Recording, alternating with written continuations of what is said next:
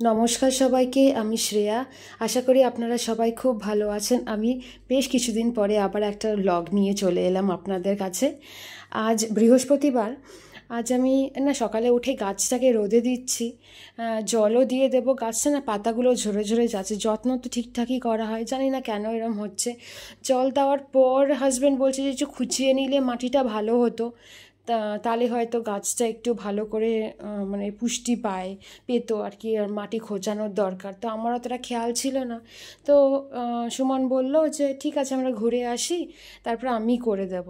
তো এখানে লাগেজগুলো তো দেখলেনই, যে এখানে সব গোছগাছ করা হয়ে গেছে অলরেডি মোটামুটি। পোহা ব্রেকফাস্টে, তো হাজব্যান্ডও টিফিন নিয়ে খাওয়া দাওয়া করে বেরিয়ে গেল অফিসের জন্য। কেননা কালকে শুক্রবার, কালকে আমাদের ভোর 5:30টার সময় রওনা দিতে হবে। আমরা যাচ্ছি মন্দারমণি। কারা কারা যাচ্ছি জানেন? সব ভাইরা মিলে, মানে সুমন, তার মাসির ছেলেরা, আর তাদের ওয়াইফ আর বাচ্চাদের নিয়ে আমরা যাব মন্দারমণি। কাল ভোর 5:30টায় মানে মিট করা, 5টায় আমরা এখান থেকে বেরিয়ে যাব। আমার একটাই টেনশন, ছেলেটাকে কি করে অত সকাল সকাল উঠে রেডি করব। করতেই হবে, কিছু করার নেই। যাই হোক, ছেলেকে আজকে সকালে ওটসের স্মুদি ব্রেকফাস্টে দিয়ে দিচ্ছি। তো ওটাই ওর খাওয়া হলে, অনেক দিন তো দাদু ঠাকুমার সাথে দেখা হবে না। তারপরে আমি দাদু ঠাকুমার কাছে নিচে পাঠাবো। দাদুও চলে এসছে বুধবার। ওর বোতলটাও ধুয়ে এখানে স্টেরিলাইজ করতে দিয়েছিলাম, সেটা হয়ে গেছে। একবারে ভাবলাম যে বোতলটা স্টেরিলাইজ হলে জল ঠল ভরে একবারে ওকে নিচে দিয়ে আসবো। তো ও নিচে দাদু ঠাম্মির সাথে খেলছে। দাদু ওর জন্য অনেক নতুন নতুন জামা এনেছে, সেগুলোই ধুয়ে ঠুয়ে দিয়েছেন। প্লাস আরও কিছু জামা যেগুলো ধোয়ার ছিল সেগুলো ধুয়ে দিয়েছি। লাঞ্চ এখানে রেডি, মাছ, রুই মাছ একসাথেই হয়েছে, ডাল আর পাঁপড় ভাজা। ছেলে আর আমি একই জিনিস খাবো, সুমনও সেটাই খেয়ে গেছে। তো তারপরে খেয়ে দিয়ে ওকে ঘুম পাড়িয়ে দিয়েছিলাম। তারপরে আর ভ্লগ করিনি মাঝখানে। ওকে টিফিন খাইয়ে দিয়েছি ঘুম থেকে ওঠার পর, মানে আদিকে। তারপরে ওর রাতের জন্য আলু সিদ্ধটা আমি এখানে মাইক্রোওয়েভ করতে দিলাম। ওই মাইক্রোওয়েভে জল দিয়ে 5 মিনিট মতন যদি আপনি রেখে দেন, তো ইজিলি ওটা নরম হয়ে যায়। আলু সিদ্ধটা আর কি প্রপার তৈরি হয়ে যায়। তো ওকে এবার নিচে পাঠাবো দাদু ঠাম্মির সাথে খেলে আসুক সেকেন্ড টাইম, মানে সেকেন্ড বারের জন্য, যে বিকালবেলাও খেলতে যায়। কেন তারপর তো আবার 2 দিন দেখা ঠাকা হবে না। আম দিয়েছিল ঠাম্মি, তো ওইটাই কেটে ঠেটে রেডি করছি।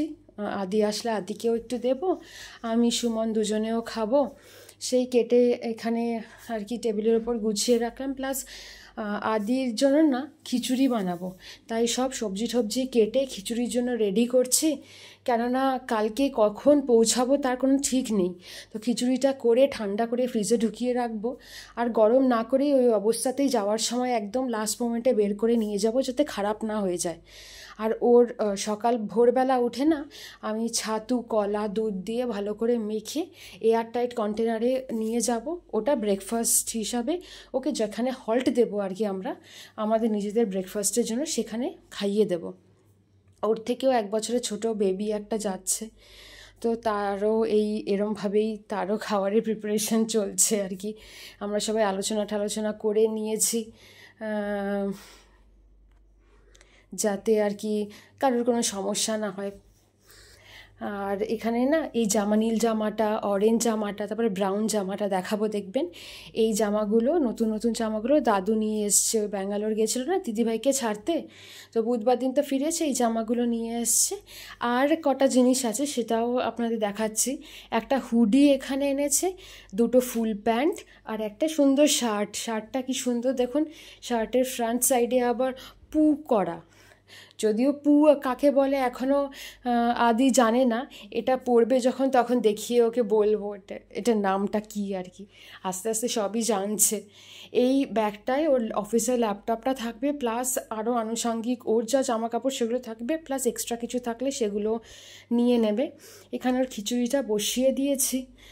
আর ব্লগটা আজকে বেশি বড় করব না, কেননা গোছগাছের লাস্ট মোমেন্টে যে জিনিসগুলো নেওয়ার সেগুলো গোছাতে হবে। সো আশা করছি আপনাদের ব্লগগুলো ভালো লাগছে। টাটা।